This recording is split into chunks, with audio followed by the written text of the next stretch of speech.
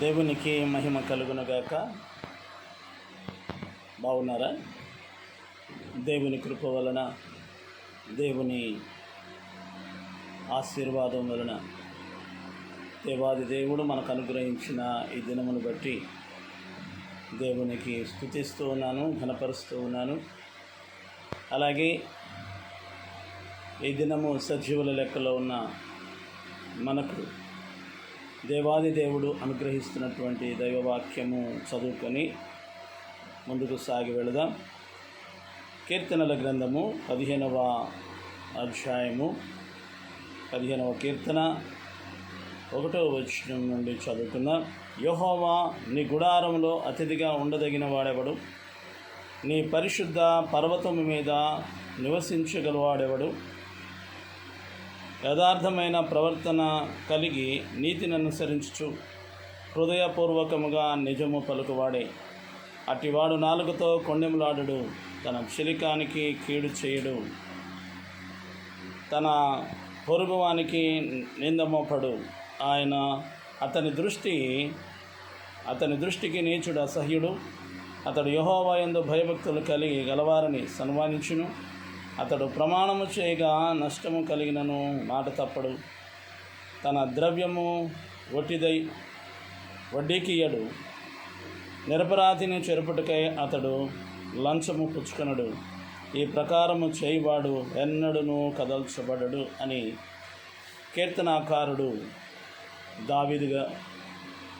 దావీదు గారు మనకు ఈ లేఖనాన్ని లిఖించి ఇచ్చారు.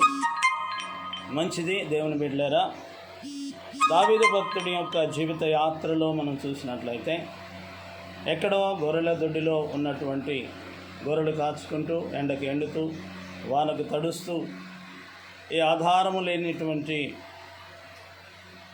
లేక ఏ ఆదరణ లేనటువంటి ఒక బాలుడిగా మనం చూస్తాం. తండ్రి చేత కూడా అసహించబడినటువంటి వాడు, దూరముగా ఉంచబడినటువంటి వాడు. తనతో పాటు పెరిగినటువంటి వారందరూ కూడా, లేక తనకంటే పెద్దవారైన వారు రాజు దగ్గర సైన్యములోనూ ఆయా మంచి పనులలో నిమగ్నమై ఉంటుండగా, ఈ దావీదు మాత్రము అడవిలో గొర్రెలను కాసుకుంటూ, తన మందలను మేపుకుంటూ, ఆ ఒంటరి జీవితంలో దేవుని వైపు చూస్తూ చక్కటి కీర్తనలు పాడుతూ జీవిస్తున్నటువంటి దావీదు, సౌలు యొక్క అనగా దేవుడు ఇశ్రాయేలు మీద రాజుగా నియమించినటువంటి సౌలు అవిధేయత వలన దేవుని మనస్సు, దేవుని హృదయము దావీదును అభిషేకించుటకు ఇష్టపడింది. ఎందుకనంటే దావీదు యథార్థముగా జీవిస్తూ ఉన్నాడు. యథార్థముగా ఆ గొర్రెలను తన గొర్రెలుగా, తన మందగా కాస్తున్నాడు.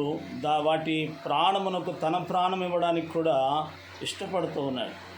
కనుక అట్టి మనస్సును, అట్టి హృదయాన్ని ఎరిగినటువంటి దేవుడు నా ఇశ్రాయేలు ప్రజలను, నా ప్రజలను అప్పగించినట్లయితే ఆ గొర్రెలనే, ఒక మూగజీవులనే అతను అంతగా ప్రేమిస్తే, పులులు వచ్చినా, సింహాలు వచ్చినా, ఎలుగుబంట్లు వచ్చినా వాటి నోటి నుండి తప్పించి, వాటిని రక్షించి, వాటిని కావలి కాస్తున్నటువంటి దావీదును చూశాడు.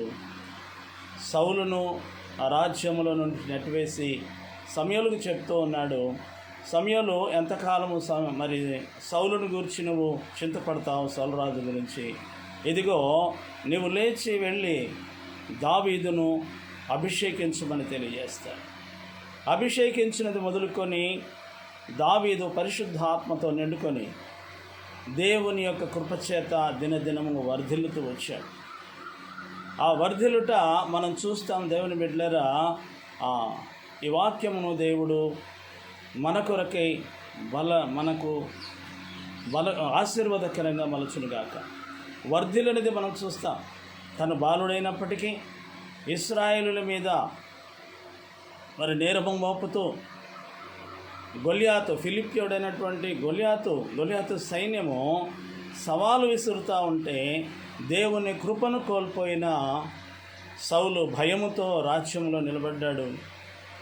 సైన్యములు మరి వాని సవాలుకు ఏమీ చెప్పలేక యుద్ధమునకు బయలుదేరుతున్నారు, కానీ యుద్ధములో ఓటమి చవి చూస్తామేమో అన్నట్లుగా వారు వెనుదిరిగి పరిగెడుతూ ఉన్నారు.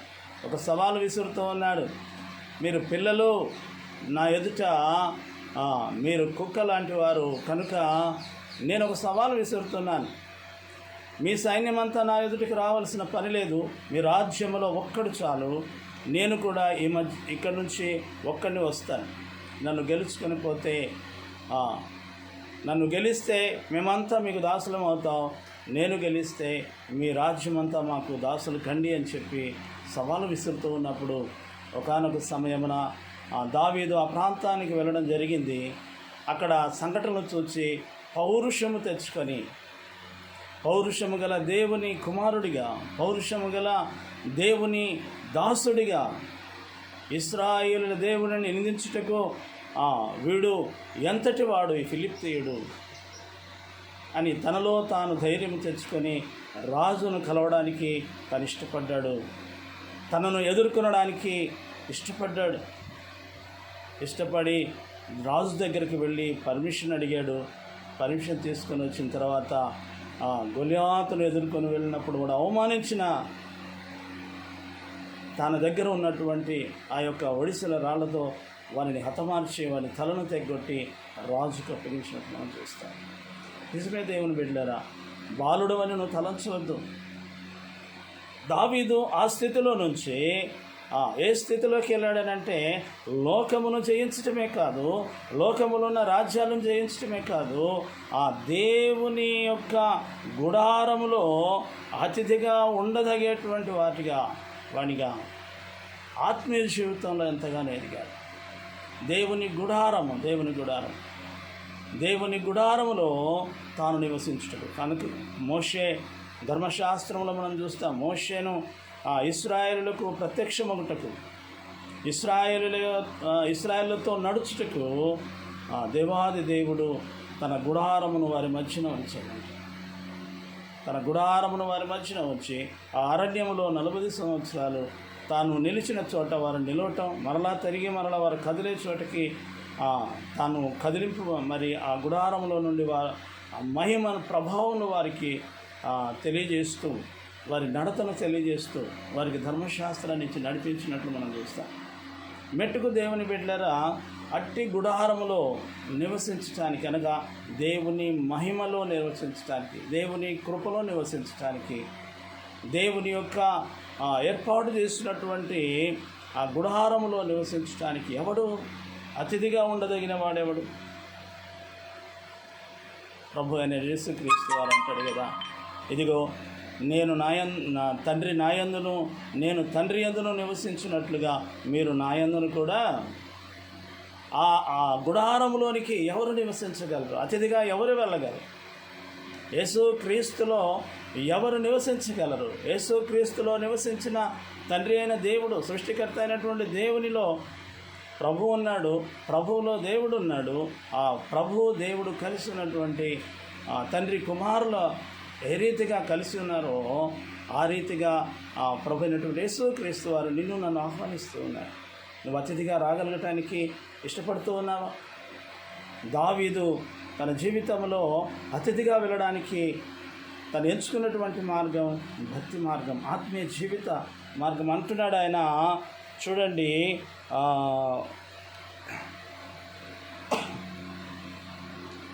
తను చేసినటువంటి అతిథిగా ఉండడానికి తను చేసినటువంటి ఆ క్రియలను మనం చూస్తాం. ఇదిగో ఆయన యథార్థంగా జీవించాడంట,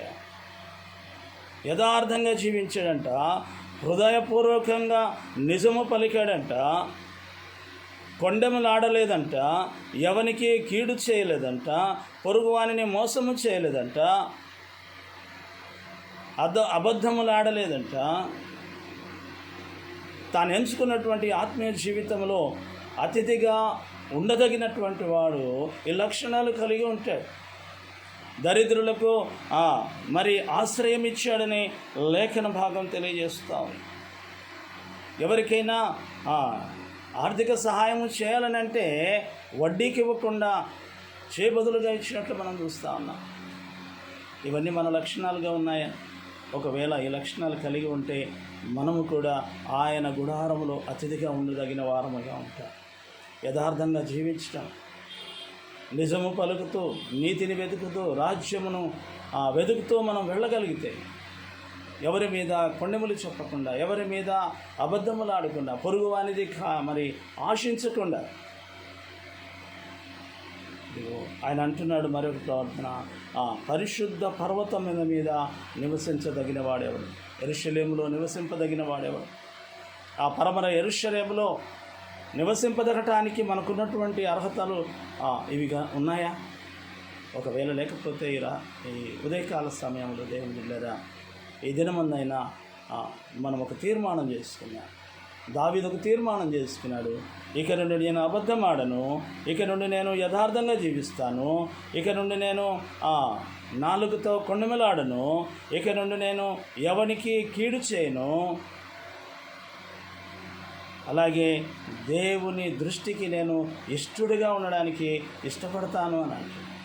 అందుచేతనే దావీదు వంశంలో నుంచి మన ప్రభు అయినటువంటి యేసుక్రీస్తు వారు రావడానికి అవకాశం ఏర్పడింది. దేవుని బిడ్డలారా, మరి మన ద్వారా ఇంకా ఎవరైనా మనము నివసించగలిగితే, మనము ఆయనలో అతిథిగా ఉండగలిగేటువంటి స్థితిలో మనం ఉంటే, మనము ఆయనలో మరి జీవించటానికి ఆయన అంటాడు కదా, దావీదు అంటాడు, నేను నీ జీవితాంతము నీ మందిరములో నివసించడానికి ఇష్టపడుతున్నానయ్యా.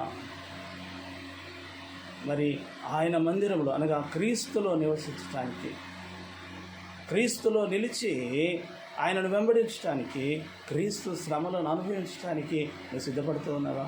ఒకవేళ నువ్వు అలాగనే సిద్ధపడగలిగితే, ప్రభు అయినటువంటి యేసుక్రీస్తు అంటున్నాడు, నన్ను వెంబడించు, నా కాడి ఎత్తుతో నా దగ్గర నేర్చుకోవడానికి ఇష్టపడతావా? దేవుని మందిరంలో అతిథిగా ఉండదనడానికి ఇష్టపడుతున్నావా? యెరూషలేములో, పరమ యెరూషలేములో నివసించడానికి మరి ఆశపడుతూ ఉన్నావా? ప్రభు రాకడ సమీపంగా ఉంది. ప్రభు రాకడ సమీపముగా ఉంది. లేఖనాలను నెరవేర్చబడుతూ ఉన్నాయి. ఈ దినమందైనా ఒక తీర్మానం చేసుకొని ప్రభులో జీవిద్దాం.